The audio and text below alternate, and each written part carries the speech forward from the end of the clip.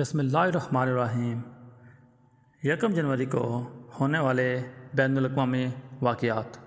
1 جنوری 1788 کو برطانیہ کا قدیم ترین اخبار ٹائمز اپنے نئے نام کے ساتھ پہلی بار منظر عام پر آیا۔ اس سے قبل یہ اخبار 3 سال تک ڈیلی یونیورسل رجسٹر کے نام سے شائع ہوتا رہا۔ یہ اخبار گزشتہ 219 سال سے مسلسل شائع ہو رہا ہے۔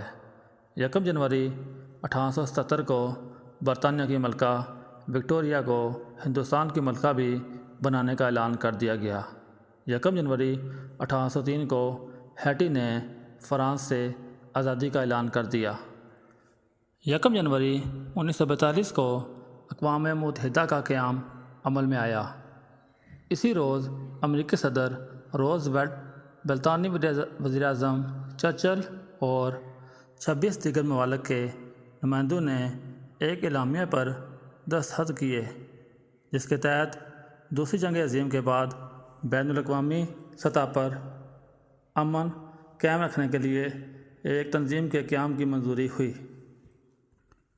1 جنوری 1958 کو یورپی اقتصادی برادری کا قیام عمل میں آیا۔